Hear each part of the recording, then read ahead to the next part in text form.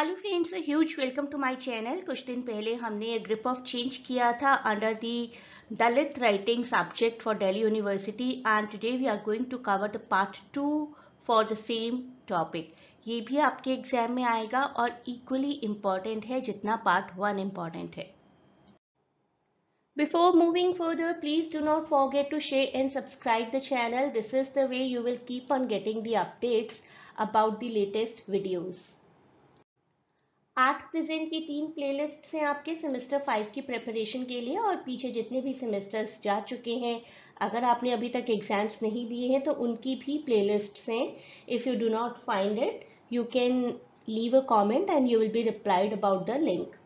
DSC 13, DSC 14, DSC 15 और DSC 15 at present हम कर रहे हैं Dalit writings, otherwise also very important for all the literary aspirants. आप UGC नेट का एग्जाम दे रहे हैं या मास्टर्स एंट्रेंस का, तब भी ये राइटिंग्स आपके लिए बहुत ही इंपॉर्टेंट रहेंगी, इक्वली इंपॉर्टेंट रहेंगी।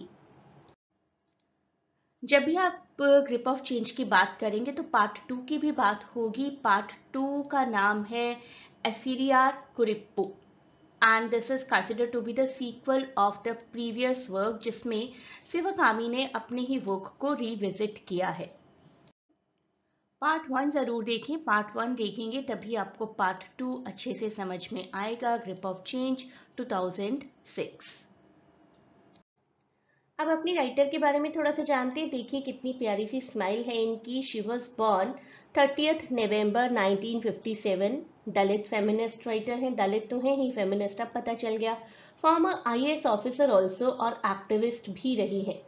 उनके नोटेबल वर्क में एक तो यही है जो हम आज करने जा रहे हैं, and करुक्कुवेटु नालम थोडरम and कदैसी Mandhar.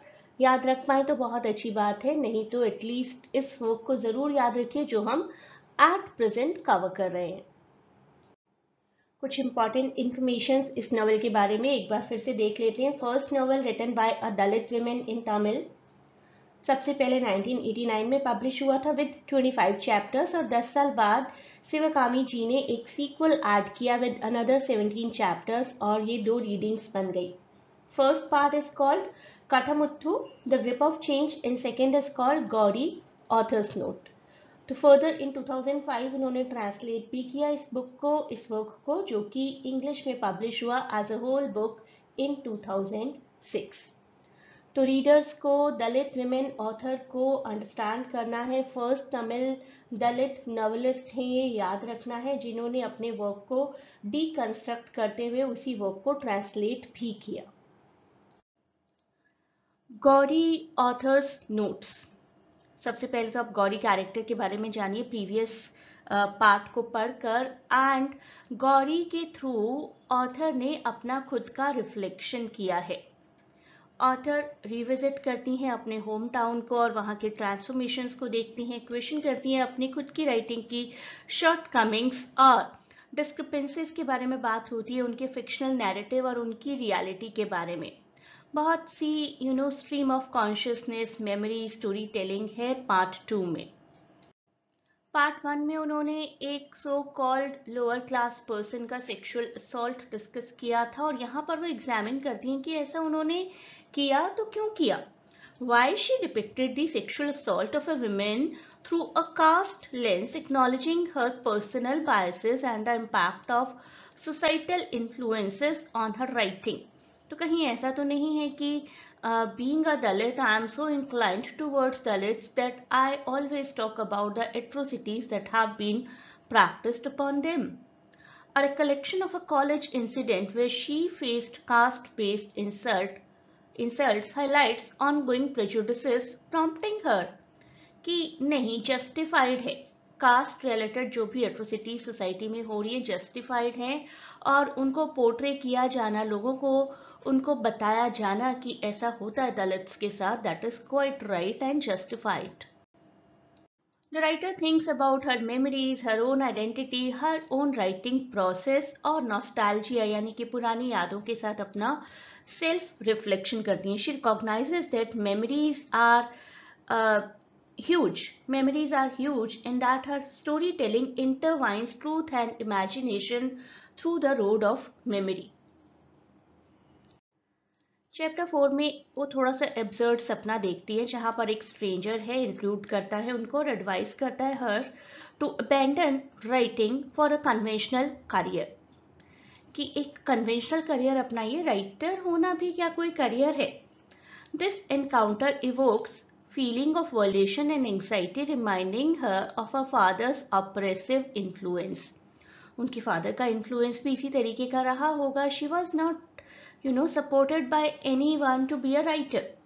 She recalls painful memories of their relationship with father और justify करती हैं कि किस तरीके से नेगेटिव लाइट में ही उन्हें हमेशा देखा जाता था. If she wanted to oppress against the atrocities, if she wanted to write something about the atrocities practiced upon the so called Dalits and lower class, तो उन्हें उन्हीं की सोसाइटी, उन्हीं की कास्ट सपोर्ट नहीं करती थी.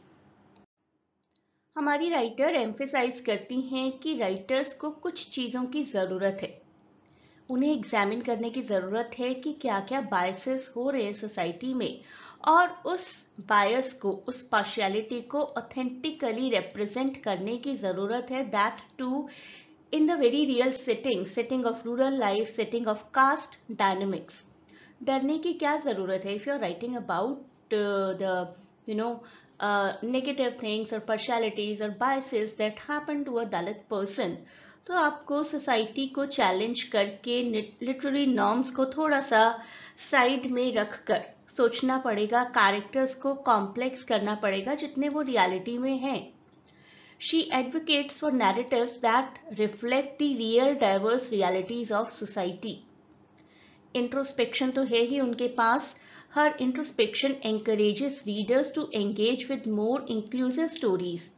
जिस तरीके से उन्होंने स्टोरी लिखी है, it feels that we have reached to that particular scenario, that particular setting, that particular time period, that particular event.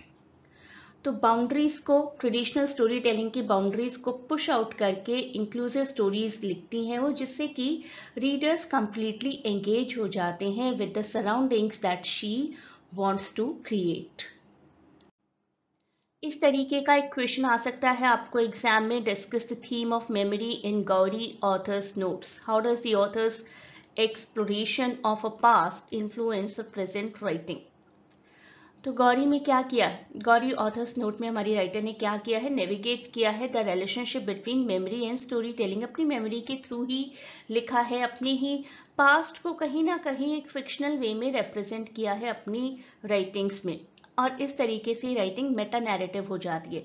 Meta narrative मतलब the mixture of the some real incident or something that happened actually in a fictional way. और इस वजह से वो society को confront कर पाती हैं, वो सोसाइटी जो कि उन्होंने शेपअप की थी ग्रिप ऑफ चेंज पार्ट 1 में. In Gauri author's note the theme of memory एक बहुत ही क्रूशियल लेंस है जिसके थ्रू ऑथर अपने पास्ट में चली जाती हैं और प्रेजेंट में राइटिंग कर रही हैं.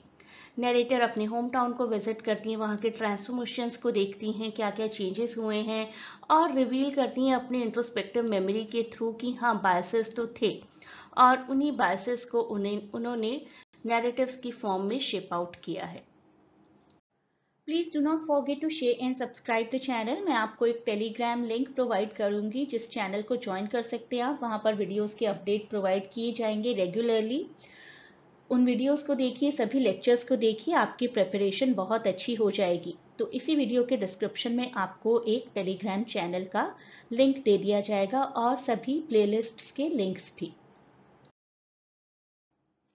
आप इस चैनल को ज्वाइन करेंगे तो आपको इन्फॉर्मेशन मिलती रहेगी रेगुलरली कि क्या क्या वीडियोस हैं, क्या क्या सोर्स मटेरियल हैं. In future there may be PDF also for your help for this exam, and you can join the online sessions also. You can click the link given in description to get connected to us for admission queries. Once again, a great good luck to all of you for your upcoming examination.